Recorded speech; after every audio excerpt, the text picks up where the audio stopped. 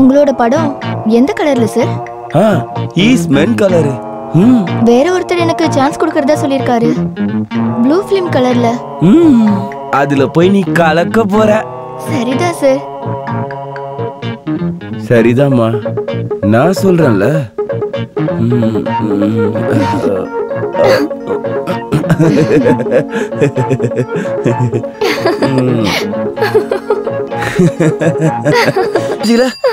Yes, come in. இந்த location பார்க்கிறதுக்காக ஆளுங்களை வர சொல்லியிருந்தேன்.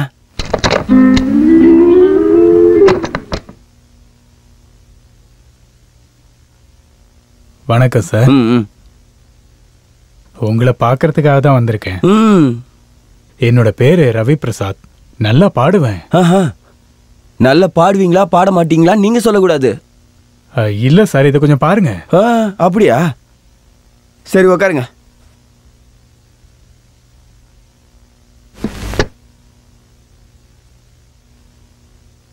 எங்க அதை காட்டுங்க. ஸ்கூல்ல படிக்கும்போது மியூசிக்ல நான் வாங்கினது. பாட்டு பாடுறதுலயும் ஃபர்ஸ்ட் பிரைஸ். நீயே வச்சுக்க. சார், ரொம்ப நல்லா மியூசிக் கம்போஸ் பண்ணுவேன். ஐ சி. நீங்க சாஸ்திர சங்கீதம்லாம் படிச்சிருக்கீங்களா? ஆமா சார். பாடட்டுமா? இல்ல இல்ல, வேணாம் வேணாம், நிறுத்து போதும். நான் இப்போ கொஞ்சம் வேலையா இருக்கேன், இப்போ வேணாம். இங்க பாருங்க சார், இந்த சாஸ்திர சங்கீதத்தை கண்டுபிடிச்சது யாரு? ஹலோ ஹலோ ஹலோ, இங்க பாருங்க, இங்க பேசுங்க. யாரு சார்? இந்த சாஸ்திரிய சங்கீதம் அதை யாருமே கண்டுபிடிக்கவே இல்லை சார். அது ரொம்ப வருஷத்துக்கு முன்னாடியே தானாவே தோணுச்சா? நான்சென்ஸ். உங்களுக்கு சாஸ்திர சங்கீதத்தை பத்தி ஒரு மண்ணும் தெரியல. சங்கர ஆபரண சாஸ்திரிகளை பத்தி கேள்விப்பட்டிருக்கீங்களா? ஸ்ரீ சங்கராபரண சுவாமிகள் கண்டுபிடிச்ச சாஸ்திரம் தான் இந்த சாஸ்திரிய சங்கீதம். புரிஞ்சுதா? அவரோட வாழ்க்கை வரலாறு தான் படமா எடுத்தாங்களே, அதுதான் இந்த சங்கர ஆபரணங்கிற தமிழ் சினிமா. அடிக்கடி இந்த பழைய புராண படங்கள்லாம் நிறைய பாருங்க. நீங்க ஒரு பாடகர், மியூசிக் டைரக்டர் இந்த ஃபைல் எடுத்துட்டு சுத்துறதுனால ஒரு பிரயோஜனமும் இல்லை, ஒன்றும் நடக்காது. கொஞ்சம் அப்படி திரும்புங்க. ஒரு சான்ஸ் கொடுத்தா முன்னேறிடுவீங்க. அதாவது நான் உங்ககிட்ட ஒரு கொஸ்டின் கேட்குறேன். ஏசுதாஸை பற்றி உங்களோட அபிப்பிராயம் என்ன? அவரோட பாட்டு தான் எனக்கு பிடிக்கும். ஒரு கருத்து கேட்டால் உங்களுக்கு என்ன பிடிக்குமோ அதை மட்டும்தான் சொல்லுவீங்களா? ஹலோ ஹலோ, நான் நீங்கள் அங்கேயே வெயிட் பண்ணுங்க, இப்போ வந்துடுறேன். அதாவது ப்ரொடியூசர் ஒருத்தர் வந்திருக்காரு, நான் போய் அவர்கிட்ட பேசிட்டு இங்க வந்துடுறேன். சரி, என்னோட விஷயம் முதல்ல நான் கமிட் ஆகிக்கிறேன், அதுக்கப்புறம் பார்க்கலாம். இங்க நம்ம கதையை திண்டாடுது. எனக்கு புரியவே இல்லையே. நான் சினிமா நடிகை டாலி. நீங்களா சினிமா நடிகையா? ஆமா, நான் இப்பதான் ஃபீல்டுக்குள்ள கால் எடுத்து வச்சிருக்கேன். இப்போ ரிலீஸ் ஆன அந்த படத்தை பாத்தீங்களா? அதுல நீங்க நடிச்சிருக்கீங்களா? இன்டர்வெல்க்கு அப்புறமா கதாநாயகி அவ ஃப்ரெண்ட்ஸும் ஆத்தங்கரையில குளிக்கிற சீன் இருக்குல்ல, கதாநாயகிக்கு பின்னாடி 5ஆவதா குளிக்கிறது நான் தான். ஓ.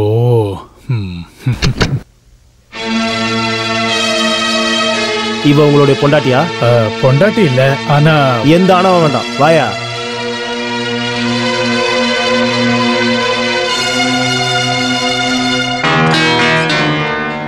கான்ஸ்டபிள் ரவி பிரசாதை கூட்டிட்டு வாங்க. இங்க கையெழுத்து போடுங்க. இங்கேயும்.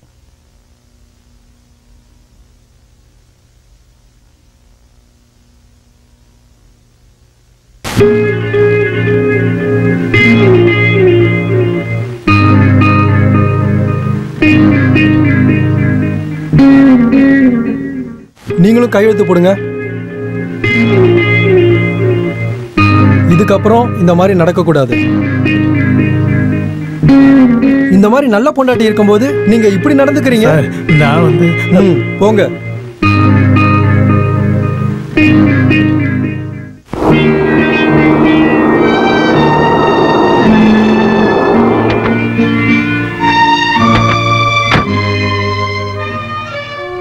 டாக்ஸி வெயிட் பண்ணுங்க. இங்க பாருமா, சத்தியமா சொல்றேன், நான் பண்ணாத தப்புக்காக போலீஸ் என்ன அரெஸ்ட் பண்ணிட்டாங்க. நம்புமா ப்ளீஸ். அந்த டைரக்டர் தப்பிக்கிறதுக்காக என்ன மாட்டி விட்டுட்டாமா. ஐயோ கடவுளே, இவளை நான் எப்படி நம்ப வைக்கிறது?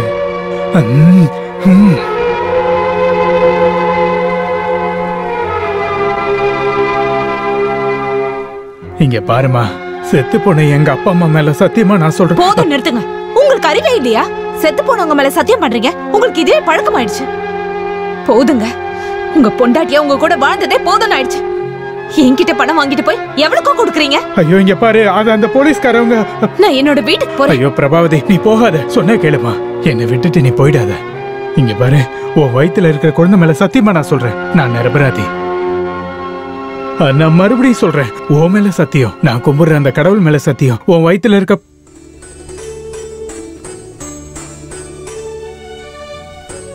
நான் உங்களை முழுசா நம்புறேங்க. பிரபாவதி, எனக்கு ஒரே ஒரு ஆசைதான் இருக்கு. என்னோட வாழ்க்கையில எப்பவும் நீ என்னை விட்டுட்டு போயிடக்கூடாது. என்னால அதை ஏத்துக்க முடியாது. கண்டிப்பா போக மாட்டேங்க. ஒருவேளை நீங்களே சம்மதிச்சாலும் உங்களை விட்டு பிரிஞ்சு வாழ என்னால முடியாதுங்க. டாக்ஸி அனுப்பிட்டு வரேன். இந்தப்பா. இன்னும் 25 ரூபாய் கொடுங்க. என்னது 25 ரூபாவா? இது ரொம்ப அதிகம். நல்லா இருக்குங்க. டாக்ஸி கூப்பிடும் போது அதை யோசிச்சிருக்கணும். என்ன பிரச்சனை? இவர் 25 ரூபாய் கேக்குறாரு. மிஸ்டர், இதுவே அதிகமான அமௌண்ட் தான். இங்க பாருங்க சார், நான் ஒன்றும் சும்மா கேட்கல. பொம்பளை கேஸ்ல மாட்டின உங்களை கூட்டிட்டு வந்ததுக்கான சார்ஜ் தான் கேட்குறேன். பிரபாவதி, பணத்தை அவன்கிட்ட கொடு. நம்ம எதுக்கு அவங்ககிட்ட சண்டை போடணும்? நமக்குன்னு ஒரு அந்தஸ்து இருக்கு. அவனை கொடுத்து அனுப்பு. நாம உள்ள போலாம்.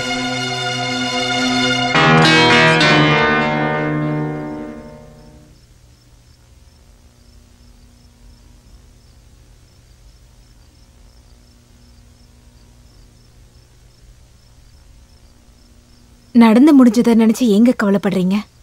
இது எல்லாமே என்னோட சங்கீத பயிற்சியினால நடந்தது. என் லட்சியத்தை நான் அடையறதுக்கும் என் கனவை நான் நிஜமாக்குறதுக்கும் நான் என்ன தியாகம் வேணாலும் பண்ணுவேன்.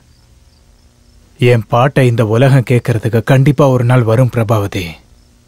இப்போ உங்க பாட்டை கேட்க எனக்கு ஆசையா இருக்கு. உண்மையாவா? உண்மைதான். நான் பாடிடுவேன். சரி, நான் கேக்குறேன்.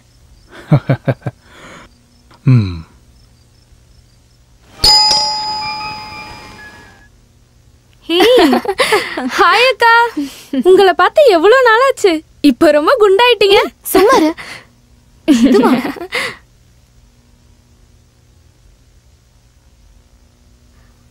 பாட்டு வாத்தியாரே, நான் யாருன்னு தெரியுதா? நான் தான் பிரபாவதி அக்காவோட சித்தியோட பொண்ணு மாலதி. விளையாடாதம்மா. எங்களோட கல்யாணத்தன்னைக்கு நான் உன்னை பார்த்துருக்கேன், எனக்கு ஞாபகம் இருக்கு. அப்போனா வாத்தியார் இன்னும் என்ன மறக்கல. சும்மாரு. ஐயோ, சரி, என் லெட்டர் உங்களுக்கு எப்ப கிடைச்சது? நேத்து. அப்போல இருந்து பிரபா வெயிட் பண்ணிட்டு இருக்கா. காத்திருக்கலனா அப்புறம் தெரியும். வீட்ல எல்லாரும் நல்லா இருக்காங்களா? எல்லாரும் நல்லா இருக்காங்க. நீ எப்போ வருவன்னு முன்னாடியே சொல்லியிருந்தா நாங்க ஸ்டேஷனுக்கே வந்திருப்போம். இந்த வயிறை வச்சுட்டு ஸ்டேஷனுக்கு வந்து காத்திருக்க கூடாதுன்னு நினைச்சுதா நான் அந்த டைமா சொல்லவே இல்லை. கண்டிப்பா இன்னைக்கு உங்களோட பாட்டை கேட்டே ஆகணும்.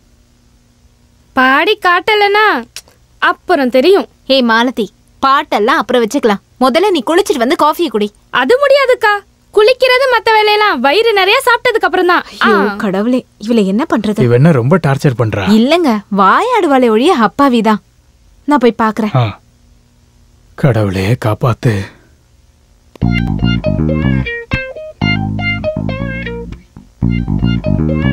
உன்னோட பழக்கம் இன்னும் மாறவே இல்லையா மாலதி? கல்யாண வயசு வந்துருச்சு. எனக்கு இப்பெல்லாம் கல்யாணம் வேணாம். கடவுளோட அருளால அந்த எண்ணம் எங்க அப்பாக்கு வரல. இங்க பாரு, உனக்கு ரொம்ப நாக்கு நீளுது, பாத்து. சரி, உன் காதல் எல்லாம் எப்படி போகுது? ஓ, நான் அந்த ஆளை வேணான்னு சொல்லிட்டேன். ஏன் சொன்ன? ஓ, அந்த ஆளு ஒரு சுத்தம் பண்ணு. ஆம்பளைக்கான ஒரு குணம் கூட இல்ல. அது மட்டும் இல்லாம சகிச்சுக்க முடியாத நிறைய அட்வைஸ் கொடுக்கறான். Hopeless case. இப்ப சொல்லுங்க, இங்க என்னோட டியூட்டி என்ன?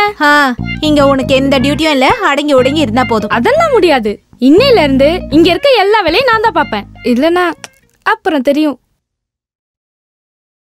மதியாதார் தலைவாசல் மிதிக்காதே என்று மானமுள்ள மனிதனுக்கு ஔவை சொன்னது. அது ஔவை சொன்னது, அதில் அர்த்தம் உள்ளதே, அதில் அர்த்தம் உள்ளதே, அதில் அர்த்தம் உள்ளதே.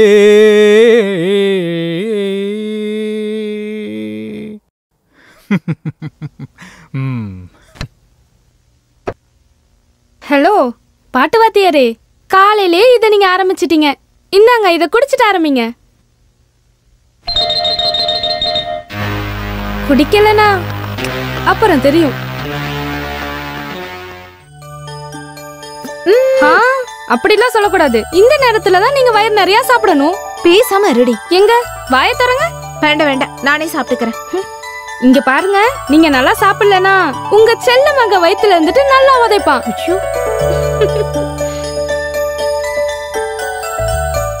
ஹலோ சார், குழந்தையோட அப்பாவே, நீங்களும் அந்த அக்கா மாதிரியே சாப்பிடுறீங்களே. கிளி கொத்துற மாதிரி இப்படியே சாப்பிட்டுட்டு இருந்தா சரிப்பட்டு வராது, புரியுதா? நல்லா சாப்பிடணும். கொஞ்சம் உடம்ப ஏத்துங்க.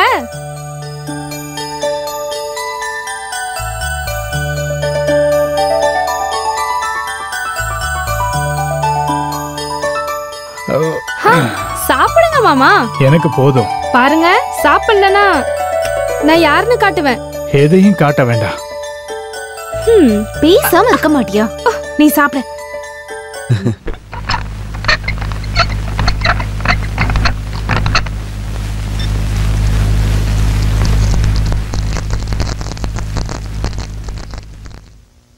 ரவி மாமா, என்ன? அந்த டவலை கொஞ்சம் எடுத்து தரீங்களா?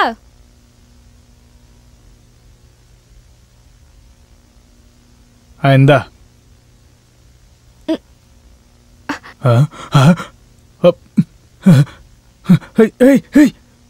என்ன பண்ற? இப்படிலாம் பண்ணாத.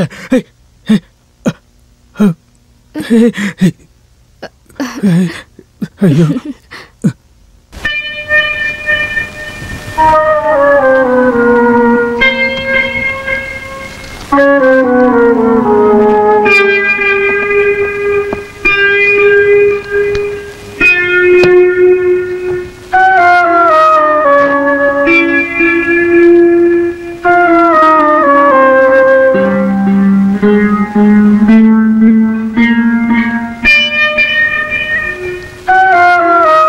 என்னங்க, என்னோட க்ளோஸ் ஃப்ரெண்டோட பையன் கார் ஆக்சிடென்ட்ல செத்துட்டான். டாக்டர் ரொம்ப முயற்சி பண்ணியும் அவனை காப்பாற்ற முடியல. ஆமா, நான் என்ன பண்ண? நான் நிரபராதிமா. ஏங்க இப்படி பேசுறீங்க? அது நான் வேற எதையோ நினைச்சு சொல்லிட்டேன். உன் வருத்தம் எனக்கு தெரியல. என்னங்க, என்னாச்சு? இன்னைக்கு உங்களுக்கு என்ன ஆச்சு? ஒண்ணும் இல்ல. ஏதோ ஒண்ணு இருக்கு. ஒண்ணும் இல்லைன்னு சொல்றேன்ல. ரொம்ப நல்லா இருக்கு. உங்க முகத்தை பார்த்தாலே தெரியுது. இருக்கு, கண்டிப்பா இருக்கு. எதுவா இருந்தாலும் என்கிட்ட சொல்லுங்க. தேவையில்லாம எதுவும் பேசிட்டு இருக்காத. இங்க பாருங்க, என் முகத்தை பார்த்து பொய் சொல்லவே கூடாது. சொல்லுங்கன்னு சொல்றேன்ல. என்ன நடந்துச்சு? இங்க பாருங்க, என்கிட்ட இப்ப சொல்றதுதான் ரொம்ப நல்லது. அப்புறம் நானே தெரிஞ்சுக்கிட்டேன், ரொம்ப பிரச்சனையாயிடும் சொல்லிட்டேன். உன்கிட்ட நான் எதையுமே மறைக்கல. ஆனா அத நான் சொன்னா நீ ஏதாவது பிரச்சனை பண்ணுவியோன்னு பயத்துலதான். நீங்க எதுவா இருந்தாலும் என்கிட்ட ஓப்பனா சொல்லுங்க.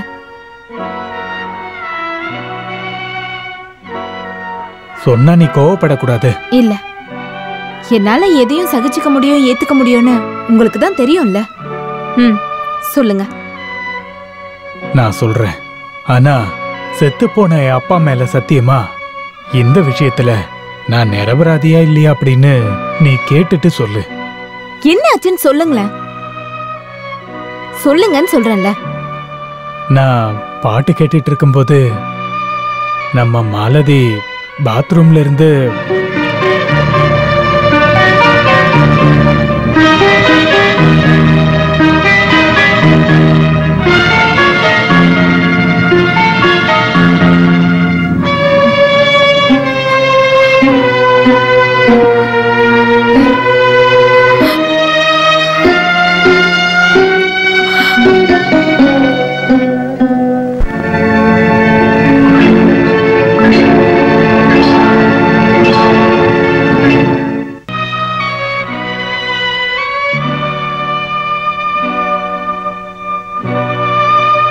பிரபாவதி, நான் உன்கிட்ட ஒன்று கேட்கலாமா?